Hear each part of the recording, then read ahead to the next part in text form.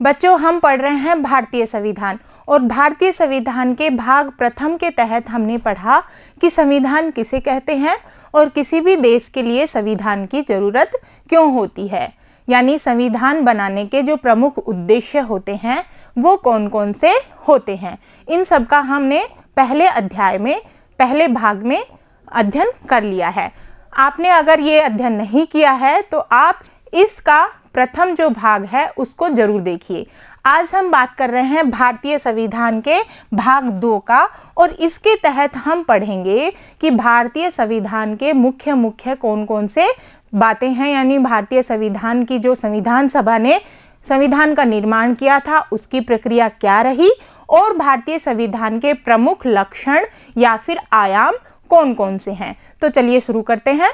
बच्चों, आपने हमारे अतीत नामक पुस्तक में यानी इतिहास में पढ़ा होगा कि भारत में अंग्रेजों का शासन जब था तो उस दौरान भारतीयों की जो स्थिति थी वो सही नहीं थी, यानी भारतीयों के साथ में अंग्रेजों द्वारा जो व्यवहार किया जा रहा था वो सही नहीं था और इस व्यवहार के विरोध में भारतीयों ने बहुत बार आंदोलन किए और इसे कहा जाता है राष्ट्रीय आंदोलन। यानी भारतीय राष्ट्रीय आंदोलन की अगर हम बात करते हैं तो इसकी शुरुआत होती है 19वीं सदी में, यानी हम कहते हैं 1857 की जो क्रांति थी उस क्रांति के पश्चात भारतीयों ने लगातार अंग्रेजों की सत्ता के विरोध में आंदोलन किए। बच्चों, इस लंबी अवधि में कई ऐसे दशक गुजरे और उन दशकों के अंतर्गत जो भारत के राष्ट्रवादी लोग थे उन्होंने भारत के स्वतंत्र रूप की जो कल्पना की उसके लिए काफ़ी सारा विचार किए और जो अनुभव उन्होंने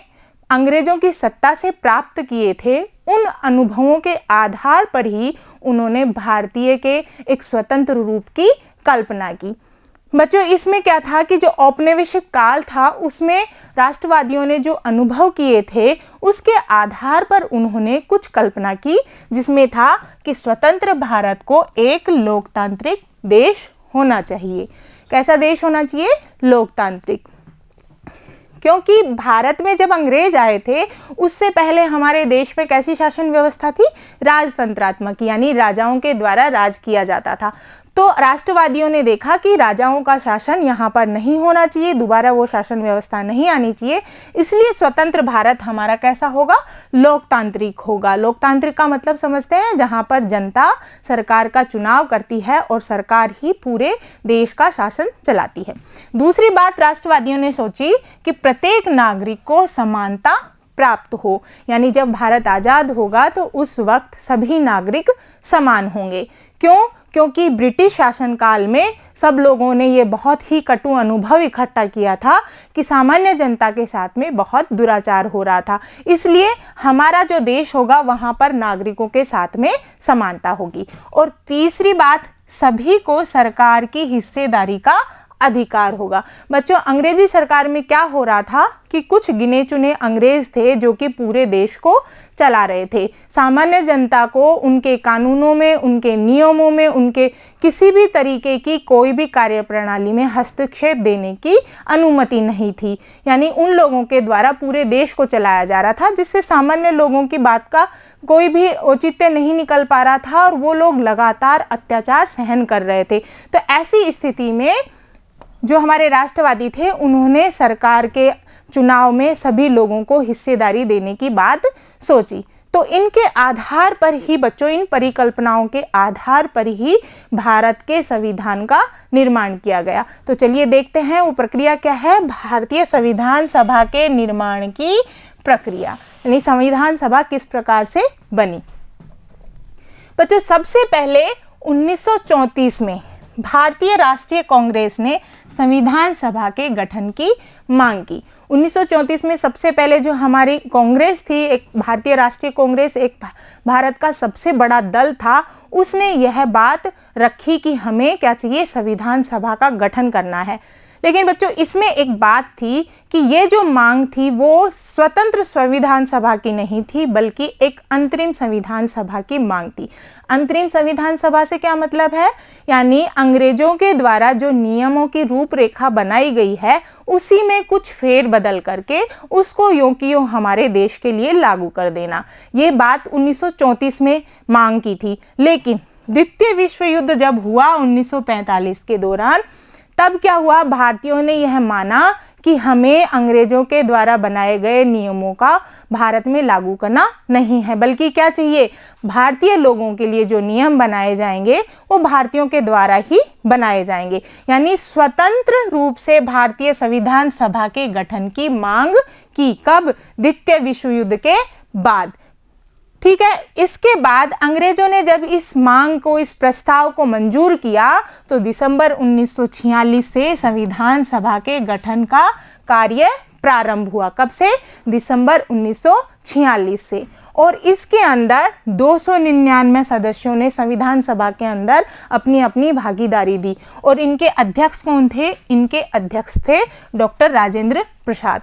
बच्चों इसमें आपको एक बात ध्यान रखनी है कि जो डॉक्टर राजेंद्र प्रसाद थे वो हमारी संविधान सभा के स्थायी अध्यक्ष थे। अगर हम स्थायी अध्यक्ष की बात करते हैं तो वो तो हैं डॉक्टर राजेंद्र प्रसाद, लेकिन इससे पहले अस्थायी अध्यक्ष भी बनाए गए थे। और अस्थायी अध्यक्ष किसे बनाया गया था? अस्थायी अध्यक्ष बनाया गया था सच्चिदानंद सिन्हा को।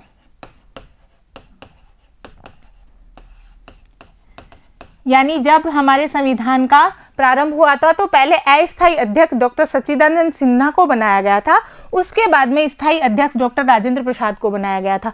परीक्षा में बहुत बार ऐसा प्रश्न आता है कि संविधान सभा के स्थायी अध्यक्ष कौन थे और अस्थायी अध्यक्ष कौन थे, तो इन दोनों में आपको कंफ्यूज नहीं होना है। स्थायी अध्यक्छ थे वो थे डॉक्टर राजेंद्र प्रसाद और जो अस्थायी अध्यक्ष थे वो थे डॉक्टर सच्चिदानंद सिन्हा। ठीक है, 26 नवंबर 1949 को भारतीय संविधान निर्माण का कार्य क्या हो गया? पूरा हो गया। यानी 26 नवंबर 1949 को हमने संविधान पूरा लिख लिया। समझ में आया? और इसको हमें लागू कब किया? हमने 26 जनवरी 1950 को भारत के सभी हिस्सों में इस संविधान को लागू किया गया, सिर्फ जम्मू कश्मीर को छोड़ के। तो बच्चों ये आपको दोनों तिथियां याद रखनी है। 26 नवंबर 1949 को तो हमारा संविधान बनकर तैयार हुआ था और लागू कब हुआ था? 26 जनवरी 1950 को, यानी जिसे हम गणतंत्र दिवस के रूप में भी मनाते हैं। ठीक है, संविधान सभा के निर्माण में कितना समय लगा? बच्चों इसके निर्माण में समय लगा 2 वर्ष 11 माह और 18 दिन का समय। यह तिथि आपको याद रखनी है, यह समय अवधि भी याद रखनी है कि हमारा जो संविधान निर्माण था वो लगभग 2 वर्ष 11 माह और 18 दिन में पूरा हुआ।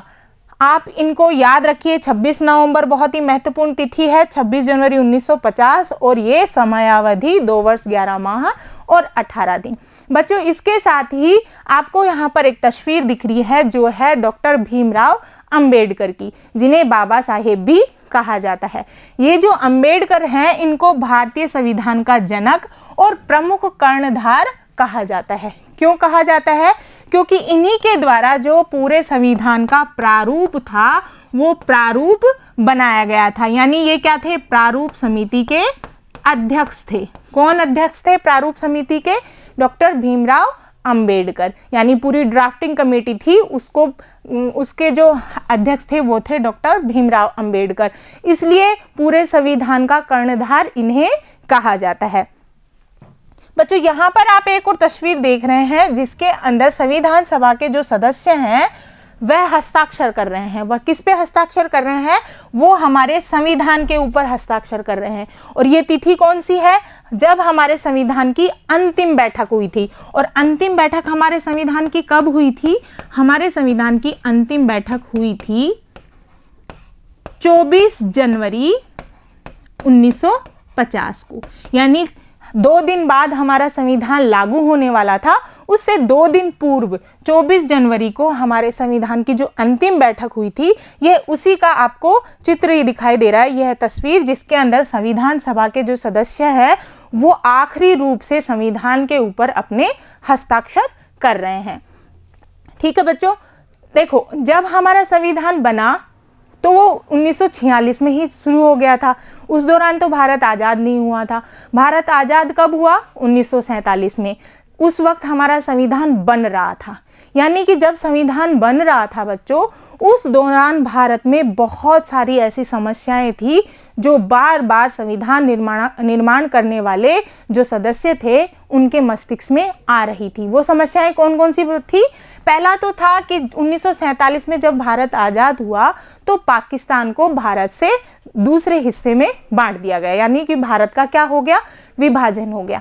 इस विभाजन से क्या हुआ कि कुछ लोग जो थे वो भारत से पाकिस्तान में चले गए, उनके कुछ लोग भारत में ही रह गए और भारतीयों के कुछ लोग पाकिस्तान में चले गए। इसलिए क्या हुआ कि जो लोग थे उनकी सामाजिक स्थिति बहुत कमज़ोर हो गई। साथ ही आपको ये तो ध्यान था कि अंग्रेज़ों ने हमारा बहुत शोषण किया था, इसलिए आर्थिक स्थिति हमारी पहले से ही कमज़ोर थी। इन दोनों स्थितियों के होने से जो भारतीय संविधान निर्माण करता थे उनके मस्तिष्क में ये बात आ रही थी कि जो हम संविधान बनाएं उनमें ऐसे नियमों को अधिक महत्व दें जो कि भारतीयों की सामाजिक और आर्थिक दोनों स्थितियों को मजबूत करके ही भारत का विकास करे। समझ में आ रहा है? तो इसी आधार पर भारत के कुछ लक्षण निर्धारित किए गए, कुछ आयाम बनाए गए और उनके आधार पर भारत की शासन व्यवस्था का निर्धारण किया गया। तो वो आयाम कौन कौन से हैं? भारतीय संविधान के मुख्य आयाम या लक्षण हैं संघवाद, संसदीय शासन पद्धति, शक्तियों का बंटवारा, मौलिक अधिकार और धर्मनिरपेक्षता। बच्चे ये जो 5 आयाम हैं इनको हम स्तंभ भी कह सकते हैं जिनके ऊपर हमारा पूरे भारत का संविधान टिका हुआ है। संघवाद, संसदीय शासन पद्धति, शक्तियों का बंटवारा, मौलिक अधिकार और धर्मनिरपेक्षता। चलिए इनको एक एक करके हम पढ़ते हैं।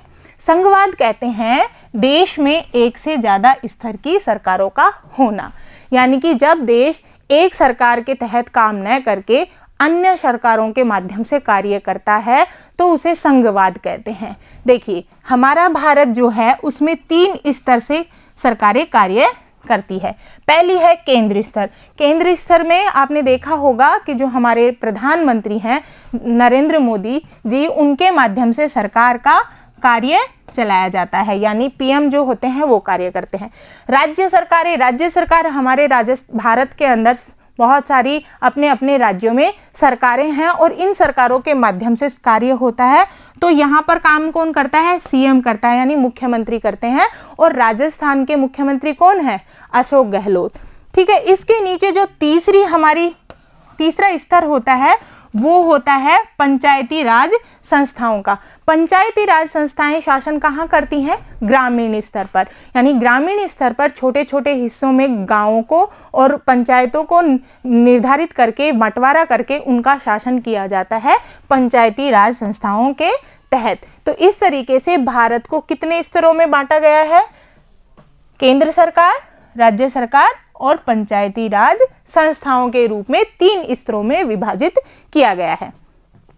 बच्चों जो ये सरकारें होती हैं इनके जो कार्य क्षेत्र होता है उनका भी बंटवारा किया जाता है, यानी ये जो सरकारें होती है अपना अपना कार्य बांटकर काम करती हैं और इनके कार्यों को बांटने के लिए हमारे संविधान में 3 सूचियां बनाई गई हैं। कितनी सूचियां बनाई गई हैं? 3 सूचियां बनाई हैं। कौन कौन सी हैं? पहली है संघ सूची, दूसरी है राज्य सूची और तीसरी है समवर्ती सूची। ठीक है, संघ सूची में वो कानून होते हैं यानी वो विषय होते हैं जिन पे कानून कौन बनाता है? केंद्र सरकार बनाती है, यानी केंद्र सरकार जिन विषयों पर कानून बनाती है वो विषय कौन सी सूची में आते हैं? संघ सूची में। ठीक है, राज्य सूची में वो विषय आते हैं जिनमें कानून कौन बनाते हैं?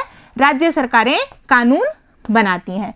ठीक है, और तीसरी जो सूची है वह सूची है जिसके अंदर राज्यों का भी क्या होता है? मत होता है और केंद्र का भी, यानी समवर्ती सूची वो होती है जिसमें केंद्र सरकार और राज्य सरकार दोनों आपस में मिलकर कानून बनाते हैं। बच्चों आपको पता हो तो शिक्षा जो विषय है वह कौन सी सूची का विषय है?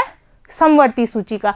यानी जो शिक्षा में जो भी कानून बनाए जाते हैं उनमें अपने अपने राज्यों का भी मत होता है और सरकार जो केंद्र सरकार होती है उसके द्वारा भी कानूनों का निर्माण किया जाता है। तो इस प्रकार से कार्य क्षेत्रों का बंटवारा किसके तहत किया गया है? संघवाद के तहत। समझ में आया? संघवाद के अंतर्गत क्या होता है? स्तरों के अंदर सरकारें होती है और उनके अपने अपने कार्य विभाजित होते हैं। ठीक है। दूसरा हमारा है संसदीय शासन पद्धति। संसदीय शासन पद्धति से तात्पर्य होता है सरकार के सभी स्तरों पर प्रतिनिधियों का चुनाव जनता द्वारा किया जाता है। यानी संसदीय शासन पद्धति के तहत जनता के द्वारा वोटिंग के माध्यम से प्रतिनिधि चुने जाते हैं और वो प्रतिनिधि संसद में जाकर कार्य करते हैं और पूरे देश का शासन चलाते हैं। यहाँ पर आप एक तस्वीर देख सकते हैं। यहाँ पर लोग कतार में खड़े होकर क्या कर रहे हैं बच्चों? यहाँ पर मतदान कर रहे हैं, यानी वोटिंग कर रहे हैं। और वोटिंग के तहत हमें एक अधिकार प्राप्त है जिसे हम सार्वभौमिक वयस्क मताधिकार कहते हैं। एक राजनीतिक अधिकार है। सार्वभौमिक का मतलब होता है सभी लोग, यानी देश के अंदर जितने भी लोग रहते हैं वो सभी। वयस्क का मतलब होता है जिसकी आयु यानी जो 18 वर्ष से अधिक हो तो उसको कहते हैं वयस्क। और मताधिकार का मतलब होता है यानी उसको वोट देने का या वोट डालने का अधिकार होता है। यानी बिना किसी भेदभाव के देश के सभी वयस्कों को मताधिकार व सरकार की भागीदारी निभाने का अधिकार है। इस अधिकार के तहत दो बातें कही गई हैं बच्चों। पहला मताधिकार यानी वोट डालने का अधिकार होता है और दूसरा सरकार में भागीदारी निभाने का। सरकार की भागीदारी निभाने का तात्पर्य है यानी कि कोई भी व्यक्ति जो अपनी 18 वर्ष से अधिक उम्र पूरी कर चुका है वह चुनाव लड़ सकता है, यानी कि किसी भी पद के लिए वह प्रत्याशी हो सकता है। तो ये दोनों अधिकार हमें संसदीय शासन पद्धति के तहत प्राप्त हैं और इस आधार पर भारत में संसद कानून बनाती है और उसको लागू किया जाता है। अगला हमारा है शक्तियों का बंटवारा। तीसरे स्तंभ के अंतर्गत, तीसरे आयाम के अंतर्गत शक्तियों को 3 भागों में बांटा गया है, यानी 3 अंग हैं।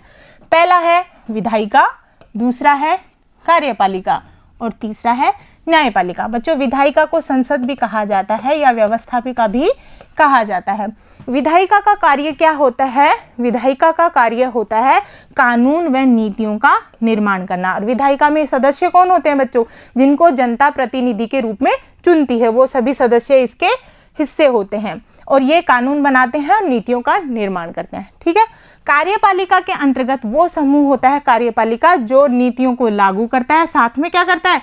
पूरे देश का शासन चलाता है। और अंत में न्यायपालिका जो होती है वो ये जो सत्ता में बैठे हुए लोग होते हैं, इन सत्ताधारियों के जो शक्ति होती है उनके दुरुपयोग से रोकने के लिए न्यायपालिका बनाई गई है। साथ ही जो सामान्य लोग होते हैं उनके जो मौलिक अधिकार होते हैं उनकी रक्षा भी कौन करती है? न्यायपालिका करती है। यानी न्यायपालिका सत्ता के दुरुपयोग से हमारी रक्षा करती है, साथ ही सामान्य लोगों को न्याय प्रदान करती है। बच्चों एक बात ये भी है कि ये जो तीनों अंग हैं इनकी जो और शक्तियां हैं वो अलग अलग विभाजित है, यानी कि इनकी अपनी अपनी शक्तियों को अलग अलग बांटा गया है। तो ऐसा भी तो हो सकता है कि ये अपनी शक्तियों का दुरुपयोग करें, तो इससे क्या होगा? इससे तो भाई शासन में क्या होगा? मतभेद और शासन में बहुत सारी कमियां आ जाएंगी। इसीलिए ये जो अंग होते हैं ये सभी एक दूसरे पे क्या करते हैं? अंकुश लगा के रखते हैं। क्या करते हैं? एक दूसरे पर अंकुश लगा के रखते हैं। चलो देखते हैं। संविधान में सरकार की किसी भी शाखा द्वारा सत्ता के दुरुपयोग को रोकने के लिए प्रावधान किया गया है कि इन सभी अंगों की जो शक्तियां होंगी वो एक दूसरे से क्या होंगी? अलग होंगी। प्रत्येक अंग दूसरे अंग पर क्या रखेगा? अंकुश रखेगा, जिससे क्या होगा? इस तरह तीनों अंगों के बीच सत्ता का क्या बना रहेगा? संतुलन बना रहेगा। यानी सत्ता का क्या? संतुलन बना रहेगा। बच्चों प्रश्न आता है कि सत्ता का संतुलन किस प्रकार बनाए रखा जाता है? तो इसके लिए हमें उत्तर देना है कि जो हमारे भारत में 3 अंग हैं विधायिका, कार्यपालिका और न्यायपालिका, ये आपस में एक दूसरे पर अंकुश लगा के रखते हैं जिससे सत्ता का संतुलन बना रहता है। तो इस प्रकार बच्चों आज हमने ये जो भारत के प्रमुख लक्षण थे भारतीय संविधान के प्रमुख लक्षणों के बारे में हमने 3 लक्षणों की चर्चा की, जिसके तहत हमने कौन कौन सी चीज़ें देखी। पहला देखा हमने संघवाद, दूसरा हमने पढ़ा संसदीय शासन पद्धति और तीसरा हमने पढ़ा शक्तियों का बंटवारा। आगे हम पढ़ेंगे मौलिक अधिकार और धर्मनिरपेक्षता। ठीक है, तब तक के लिए बने रहिए। धन्यवाद।